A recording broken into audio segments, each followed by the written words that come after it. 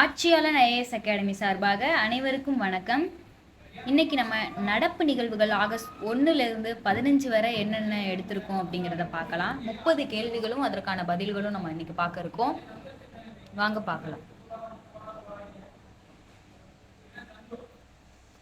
சமீபத்திய இயற்கை பேரழிவான கேரள மாநில வயநாட்டின் நிலச்சரிவுக்கு காரணமான நதி எதுன்னு பார்க்கும்போது இதுல சாலியாரும் இருவழிஞ்சி புலையாறு அப்படின்னு ஒரு ஆறு, 2 ஆறும் தான் வந்து இந்த வயநாட்டில் ஏற்பட்ட இயற்கை பேரழிவுக்கு காரணம். ஸோ அந்த 2ம் இருக்கு. ஆப்ஷன் சி தான். 4 மற்றும் 6 சரியான விடை. அதுதான். மத்திய அரசு பணியாளர் தேர்வாணையத்தின் தலைவர் யார்? இப்பைக்கு யாருன்னா பிரீத்தி சுதன். ஃபர்ஸ்ட் மனோஜ் சோனி இருந்திருப்பாரு. அவரு பதவி விலகினதுக்கு அப்புறம் இப்ப பிரீத்தி சுதன் வந்து தலைவராக நியமனம் ஆகியிருக்காங்க. 2024 பாரிஸ் ஒலிம்பிக்கில் 50 மீட்டர் ரைஃபிள் 3 பொசிஷனில் வெண்கல பதக்கம் வென்ற ஸ்வப்னில் குசேலாவின் சொந்த ஊர் எதுன்னு பார்க்கும்போது கோலாப்பூர், மகாராஷ்டிரா.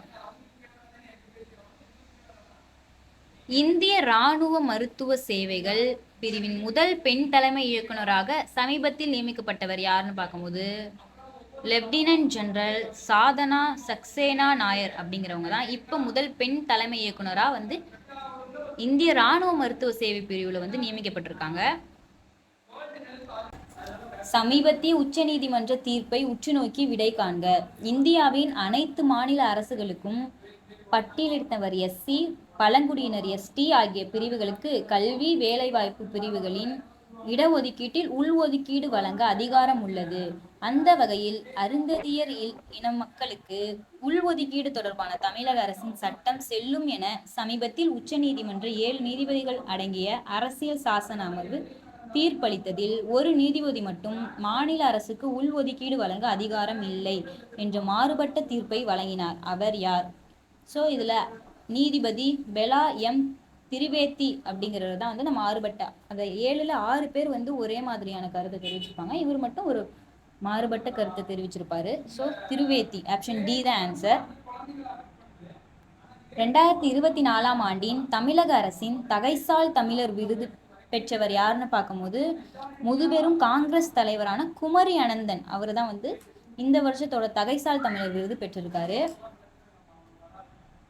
3 ஆண்டுகளுக்கு ஒரு முறை நடைபெறும் சர்வதேச வேளாண் பொருளாதார நிபுணர்களின் டேஷாம் ஆண்டு மாநாடு சமீபத்தில் இந்தியாவின் புதுடெல்லியில் நடைபெற்றதுன்னா 32வது சர்வதேச வேளாண் பொருளாதார நிபுணர்களோட மாநாடு இப்ப நம்ம டெல்லியில நடந்துச்சு. எல்லை பாதுகாப்பு படையினர் புதிய தலைமை இயக்குநராக நியமிக்கப்பட்டுள்ளது யாருன்னு பாக்குறப்ப தல்ஜித் சிங் சௌத்ரி அப்படிங்கிறது தான் இப்ப எல்லை பாதுகாப்பு படையில வந்து புதிய தலைமை இயக்குநராக நியமிக்கப்பட்டிருக்காரு. PM சூரியகர் முஃப்த் பிஜிலி யோஜனா திட்டம் அறிவிக்கப்பட்ட நாள் எதுன்னு பார்த்தா 22 ஜனவரி 2024 அன்னைக்கு நம்ம பாரத பிரதமர் வந்து அறிவிச்சிருப்பாரு. 10வது கொஸ்டின், வக்பு வாரிய சட்டத்திற்குள் பொருந்தாத ஒன்றை தேர்வு செய்க. நாடு முழுவதும் 9.40 லட்சம் ஏக்கர் நிலப்பரப்பை உள்ளடக்கிய மொத்தம் 8.70 லட்சம் சொத்துக்களை வக்பு வாரியம் பராமரித்து வருகிறது. ஸோ வந்து இது வந்து சரிதான். இந்தியா முழுவதும் முஸ்லிம் சொத்துக்களை பராமரிக்க 1954 ஆண்டு வக்பு சட்டம் இயற்றப்பட்டது. அதுவும் சரிதான். இந்த முறையில் அமைந்த வக்பு வாரியங்களை கண்காணிக்க வக்பு சட்டத்தின்படி மத்திய வக்பு கவுன்சில் 1964 நிறுவப்பட்டதும் சரிதான். மத்திய வக்பு கவுன்சில் மத்திய உள்துறை அமைச்சகத்தின் கீழ் இயங்குகிறதுங்கிறது தவறு. உள்துறை அமைச்சகம் கிடையாது, அது வந்து மத்திய சிறுபான்மையினர் நலத்துறை அமைச்சகத்தோட கீழே தான் வந்து இயங்குது. ஸோ 4 தப்பு. பின்னர் 1954 இயற்றப்பட்ட வக்பு சட்டம் ரத்து செய்யப்பட்டு கடந்த 1995 ஆண்டு புதிய வகுப்பு சட்டம் புதிய வக்பு சட்டம் வந்து இயற்றப்பட்டுச்சு. ஸோ 4 தான் வந்து தவறா இருக்கு. அப்ப ஆப்ஷன் சி 4 மட்டும் தவறு. வங்கதேசத்துடன் எல்லைகளை பகிரும் இந்திய மாநிலங்களை அதன் பரப்புகள் அடிப்படையில் சரியாக பொருத்துக. அப்படிங்கும்போது இங்க இந்த 5 மாநிலங்களும் தான் வங்கதேசத்தோட எல்லையை பகிருது. எவ்வளவு கிலோமீட்டர் பகிருதுன்னு பார்ப்போம். மேற்கு வங்கம் வந்து 2217 கிலோமீட்டரும், அஸ்ஸாம் வந்து 262 கிலோமீட்டரும், மேகாலயா 433 கிலோமீட்டரும், திரிபுரா 856 கிலோமீட்டரும், மிசோரம் 318 கிலோமீட்டரும் வங்காளதேசத்தோட பகிருது. So option A. சமீபத்தில் வங்கதேசத்தின் இடைக்கால அரசின் தலைமை ஆலோசகராக நியமிக்கப்பட்டவர் யாருன்னு பார்க்கும்போது முகமது யூனுஸ் தான் இப்போதைக்கு வங்கதேசத்தோட தலைமை ஆலோசகராக நியமிக்கப்பட்டிருக்காரு.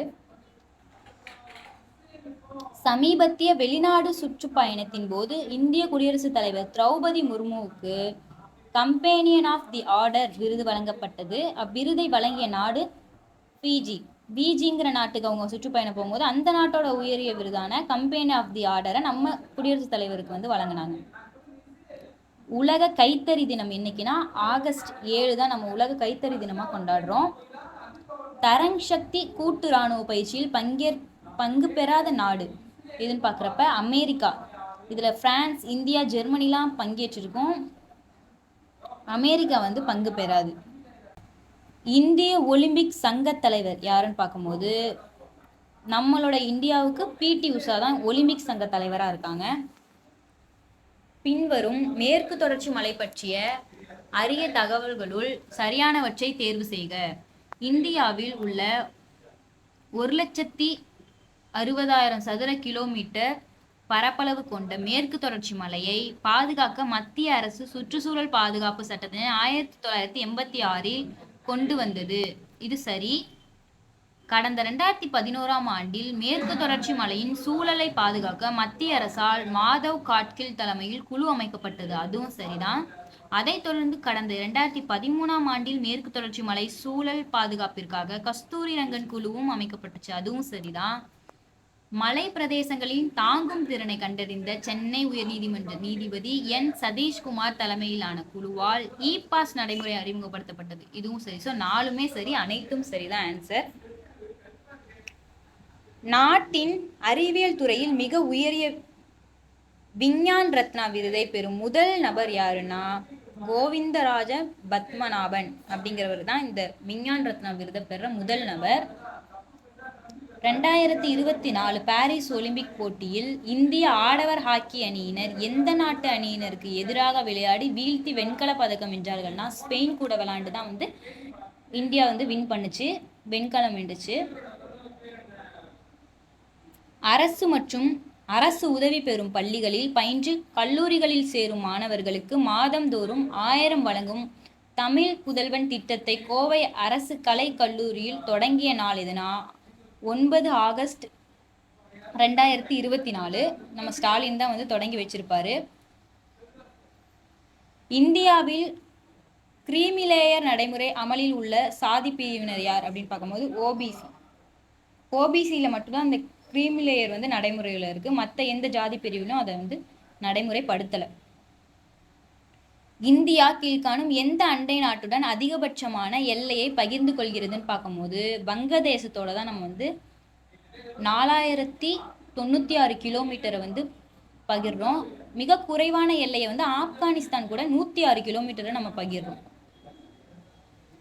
மத்திய அமைச்சரவை செயலராக சமீபத்தில் நியமிக்கப்பட்டவர் யாருன்னா டிவி சோமநாதன். சமீபத்தில் பிரதமர் மோடியால் கல்ப ஸ்வர்ணா கல்ப சதாப்தி அறிமுகப்படுத்தப்பட்டது. அவை எதை குறிக்கிறதுன்னு பார்க்கும்போது இளநீர், கொப்பரை தேங்காய் உற்பத்திக்கு ஏற்ற உயரமான மற்றும் உயரம் குறைவான 2 தென்னை வகைகளை குறிக்குது. ஸோ கல்ப ஸ்வர்ணா கல்ப சதாப்திங்கிறது தென்னை வகைகளை குறிக்கிறது. So option C. தமிழக அரசு ஊழியர்களின் ஓய்வு பெறும் வயதை சமீபத்தில் என்னவாக தமிழ்நாடு அரசு உயர்த்தி உள்ளதுன்னு பார்த்தா 60 உயர்த்தி இருக்கு. 2024ஆம் ஆண்டில் கீரா விருது பெற்றவர் யார் அப்படின்னு பார்க்கும்போது நாஞ்சில் நாடன் அப்படிங்கிறவர் தான் இந்த வருஷத்துக்கான கீரா விருதை பெறுறாரு. தேசிய மருத்துவ மற்றும் துணை மருத்துவ தொழில்கள் ஆணைய சட்டம் நடைமுறைக்கு வந்த ஆண்டு 2021 தான் தேசிய மருத்துவ மற்றும் துணை மருத்துவ தொழில்கள் ஆணைய சட்டம் நடைமுறைக்கு வந்துச்சு. தமிழகத்தில் புதிதாக அறிவிக்கப்பட்டுள்ள 4 மாநகராட்சிகளில் பொருந்தாத ஒன்றை தேர்வு செய்க. ஸ்ரீபெரும்புத்தூர் மாநகராட்சி இல்லை, நகராட்சியாக தான் மாற்றிருக்காங்க. ஆனால் திருவண்ணாமலை, காரைக்குடி, புதுக்கோட்டை இதெல்லாம் வந்து மாநகராட்சியாக மாற்றிருக்காங்க. ஸோ ஸ்ரீபெரும்புத்தூர் தான் ஆன்சர். உயிரற்ற உயிர் என்னும் நூலின் ஆசிரியர் யாருன்னா டாக்டர் சுதா சேசையன் அப்படிங்கிறவங்க தான் வந்து உயிரற்ற உயிர்ங்கிற நூலோட ஆசிரியர். கீழ்காணும் கூற்றுகளில் தவறான ஒன்றை தேர்வு செய்க. இந்திய தனித்துவ அடையாள ஆணையம், அதாவது ஆதார் ஆணையம் கடந்த 2016ஆம் ஆண்டில் அமைக்கப்பட்டது. சரி. சமீபத்தில் மத்திய உள்துறை செயலராக மூத்த IAS அதிகாரி கோவிந்த் மோகன் கடந்த 14/8/2024 நியமிக்கப்பட்டார். அதுவும் சரிதான். வக்பு சட்ட மசோதாவை பற்றி ஆராய 31 நபர்களுடன் பாஜக மூத்த உறுப்பினர் ஜெகதாம்பிகா பால் தலைமையில் நாடாளுமன்ற கூட்டக்குழு அமைக்கப்பட்டுள்ளதுங்கிறதும் சரிதான்.